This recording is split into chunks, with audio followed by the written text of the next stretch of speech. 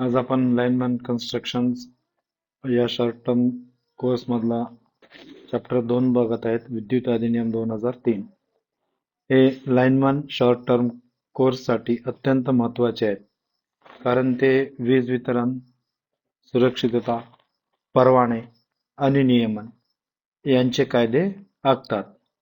हे विषय NSQF स्तर 4 च्या अभ्यासक्रमात समाविष्ट असून विद्यार्थ्यांना व्यावहारिक कामादरम्यान या कायद्याचे पालन करण्यास शिकवतात.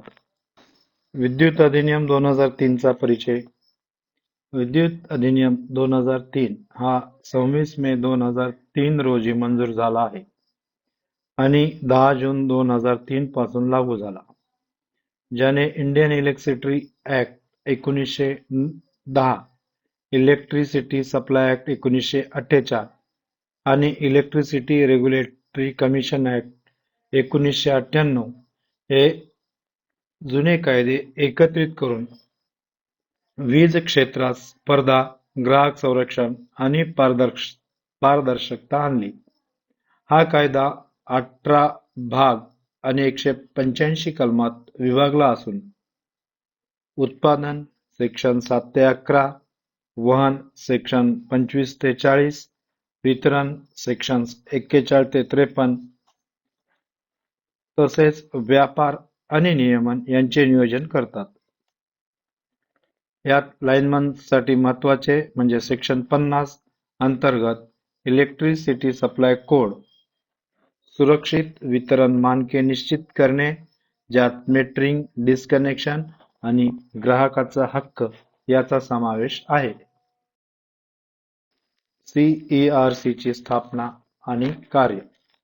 केंद्रीय विद्युत नियामक आयोग CERC सेक्शन 76 अंतर्गत स्थापन झाले असून याचा अध्यक्ष सुप्रीम कोर्टाचे न्यायमूर्ती किंवा मुख्य न्यायमूर्ती असतात आणि इतर 3 सदस्य असतात. सदस्याची पात्रता सेक्शन 77 अंतर्गत ठरते. यात फायनान्स, अभियांत्रिकी, विधी, अर्थशास्त्र किंवा व्यवस्थापनातील तज्ज्ञ यांचा समावेश असतो. यांचा कालावधी 5 वर्ष किंवा वयाची 65 वर्ष पूर्ण होईपर्यंत असतात. यांचं कार्य म्हणजे आंतरराज्यीय वाहन उत्पादन आणि व्यापार नियमन करणे. त्यांची मुख्य कार्य सेक्शन 79 अंतर्गत असतात.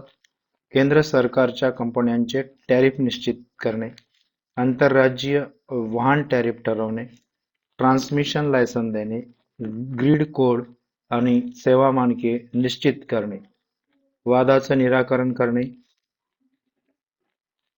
लाईनमनसाठी CERC राष्ट्रीय ग्रीड स्टँडर्ड आखतात, जे 11 किलोव्होल्ट आणि 33 किलोव्होल्ट लाईन्सच्या सुरक्षिततेसाठी आवश्यक असतात. CERC चे अनिवार्य कार्य. सेक्शन 79(1) अंतर्गत केंद्र सरकारच्या जनरेटिंग कंपन्यांचे टॅरिफ नियमन करणे, आंतरराज्यीय जनरेशन आणि ट्रान्समिशन कंपन्यांचे टॅरिफ ठरवणे, आंतरराज्यीय ट्रान्समिशन नियमन आणि टॅरिफ ठरवणे, इंटरेस्ट रेट ट्रेडिंगसाठी ट्रेडिंग मार्जिन निश्चित करणे, इंटरेस्ट ट्रान्समिशन लायसन्स आणि ट्रेडर लायसन्स जारी करणे, जनरेशन ट्रान्समिशन वादाचे निराकरण करणे किंवा त्यामध्ये मध्यस्थी करणे, ग्रीड कोड निर्दिष्ट करणे, CEA मानकानुसार, सेवा गुणवत्ता, सातत्य आणि विश्वासार्हता यावरील मानके निश्चित करणे, शुल्क आकारणे आणि इतर कार्य करणे.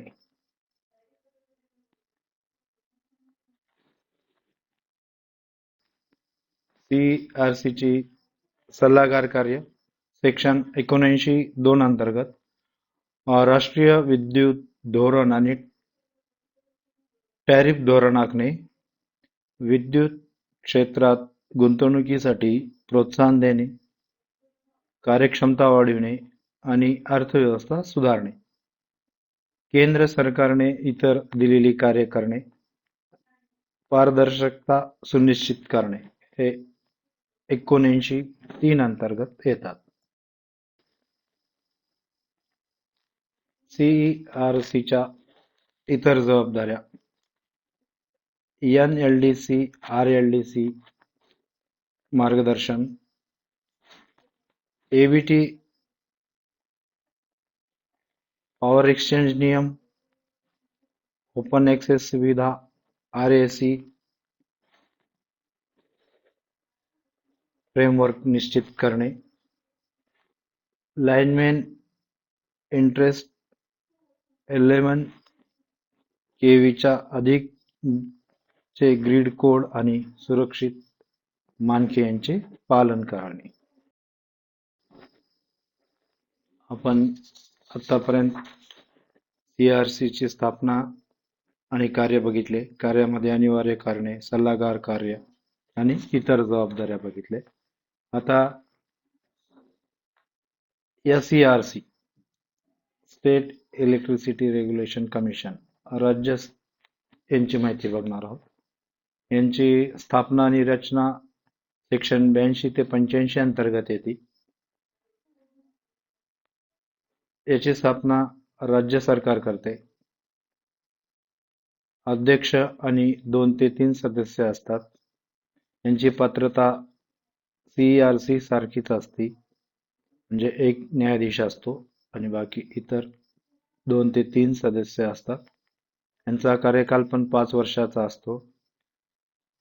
यांची निवड राज्य सरकार निवड समिती यांची शिफारस करते. यावरून या एसईआरसी ची स्थापना होती. एसईआरसी ची अनिवार्य कारणे कार्य सेक्शन 86(1) अंतर्गत येतात. यामध्ये राज्यांतर्गत generation, supply, transmission, wheeling tariff ठरवणे, इंटरेस्ट ट्रान्समिशन लायसन्स जारी करणे, इंटरेस्ट ट्रेडर लायसन्स जारी करणे, जनरेशन, ट्रान्समिशन इत्यादी वादाचे निराकरण करणे, राज्य ग्रीड कोड निर्दिष्ट करणे, सेवा मानके निश्चित करणे, आरपीओ रिन्युएबल परचेस ऑर्गनायझेशन निश्चित करणे ही एसईआरसी ची अनिवार्य कार्य आहेत. ती सेक्शन 86 अंतर्गत मोडतात. एसईआरसी ची सल्लागार कार्य सेक्शन 86(2) अंतर्गत येतात. राज्य विद्युत धोरण ठरवणे, गुंतवणुकीला प्रोत्साहन देणे, कार्यक्षमता सुधारणे आणि राज्य सरकारने दिलेले कार्य करणे. हे 2 आयोग आपण बघितले. आता कमिशन्स बघितले. सी म्हणजे central electricity regulation commission, S म्हणजे स्टेट इलेक्ट्रिसिटी रेग्युलेशन कमिशन. तर यांची आपण तुलना करायली तर यांचे वैशिष्ट्य, पहिलं वैशिष्ट्य कार्यक्षेत्र. सीआरसीचं आंतरराज्य कार्यक्षेत्र असते आणि एसईआरसीचं राज्यांतर्गत कार्यक्षेत्र असते. टॅरिफ यांचे जनरेशन प्लस इंटरेस्ट ट्रान्समिशन आणि यांचं रिटेल आणि ट्रान्समिशन टॅरिफ ठरवणे.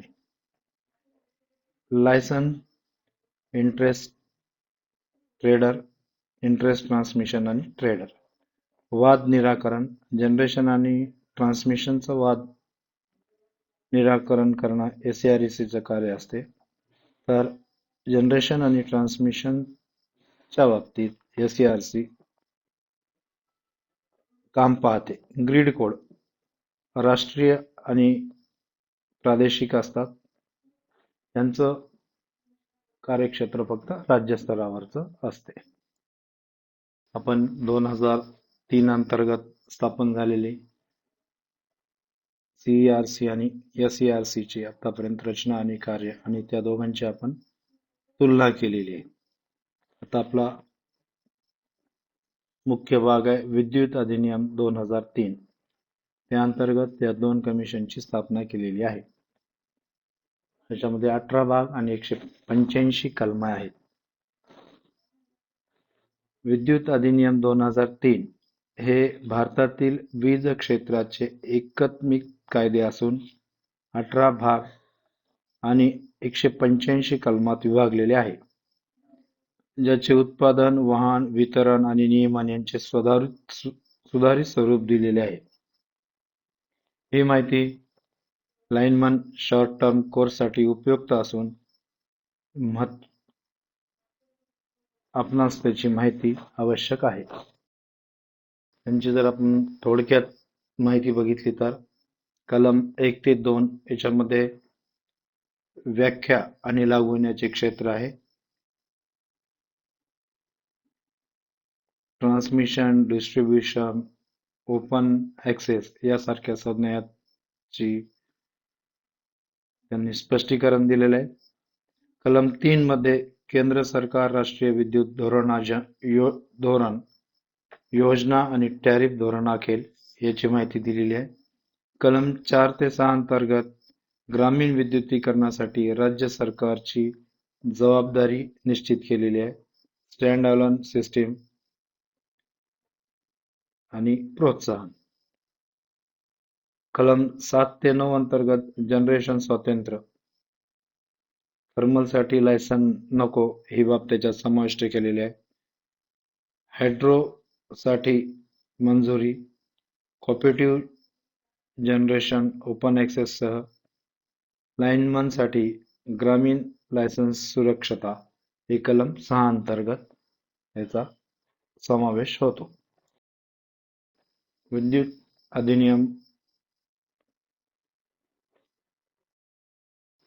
2003 अंतर्गत भाग 4 मध्ये लायसनिंग विषयी माहिती दिलेली आहे. ह्याच्यात सेक्शन 12 ते 25 समाविष्ट आहेत.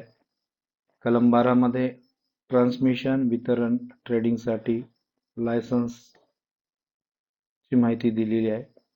कलम 14 अंतर्गत ॲप्रिशिएटिव्ह कमिशन ही लायसन देते. कलम 15 अंतर्गत अर्ज प्रक्रिया आणि अर्ज प्रक्रिया झाल्यानंतर 90 दिवसात निर्णय देणे, सार्वजनिक हरकती यांचा विचार करणे. कलम 16 अंतर्गत लायसन्ससाठी क्षेत्र, कालावधी आणि याची वैधता 25 वर्ष असते.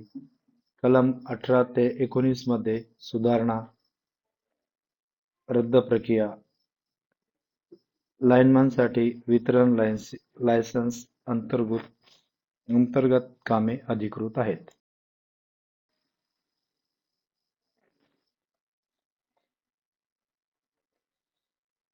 भाग 10 आणि 11 ट्रान्समिशन व वितरण यांचा समावेश होतो. सेक्शन 26 ते 53 अंतर्गत. याच्यातली महत्वाची कलमे आपण बघू. कलम 26 ते 29 अंतर्गत NLDC, RLDC ची स्थापना करणे, लोड डिस्पॅच निश्चित करणे. कलम 38 ते 40 अंतर्गत CTU आणि STU ची कर्तव्य, ट्रान्समिशन लायसन्स. कलम 42 अंतर्गत डिस्ट्रीब्युशन लायसन्सची duty, supply, open access, unauthorised use प्रतिबंध. कलम 43 अंतर्गत मागणीनुसार पुरवठा. कलम 50 अंतर्गत इलेक्ट्रिक सप्लाय कोड, मीटरिंग आणि डिस्कनेक्शन विषयी. कलम 65 अंतर्गत ओव्हरहेड लायसन्स नियम निश्चित करणे.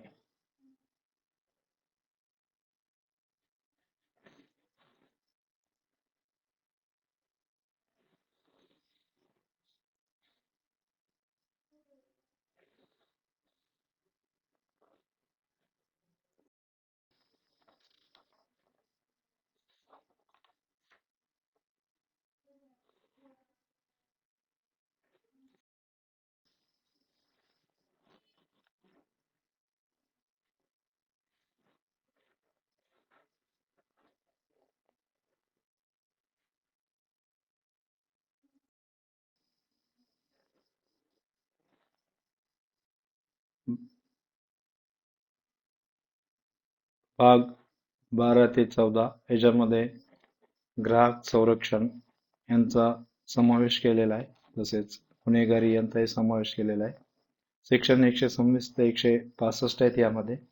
कलम 126 ते 150 अंतर्गत वीज चोरी गुन्हा दंड जास्तीत जास्त 5 वर्षापर्यंत तुरुंग ही कलमे निश्चित केलेली आहे.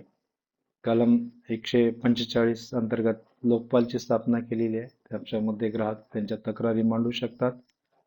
कलम 161 अन्वये अपघात तपासणीचा अधिकार आहे. लाईनमनसाठी चोरी रोखणे आणि सुरक्षितता कलमे 53 अंतर्गत त्यांचा समावेश असतो.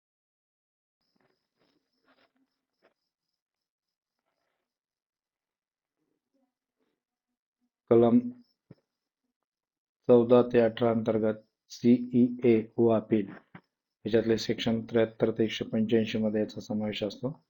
कलम 73 अन्वये सीईए ची भूमिका असते. त्याच्यामध्ये ग्रीड मानके सुरक्षितता इत्यादी बाबीचा समावेश असतो. कलम 111 अंतर्गत अपिलेट ट्रायब्युनलची स्थापना करतात आणि कलम 176 ते 185 अन्वये नियमन आणि कायद्याचे रद्द या बाबीचा समावेश असतो. आता उद्दीत अधिनियमांची उद्दिष्टे जर आपण बघायला गेले तर स्पर्धा निर्माण करून ग्राहकांना जास्तीत जास्त कमी दरात वीज भेटणे, सर्वांसाठी मुक्त प्रवेश, पारदर्शकताच्या बाबतीत बघितलं तर तर्कसंगत टॅरिफ निश्चित करणे आणि ग्राहकांना संरक्षण आणि हित आणि सुरक्षितता यांचा समावेश असतो.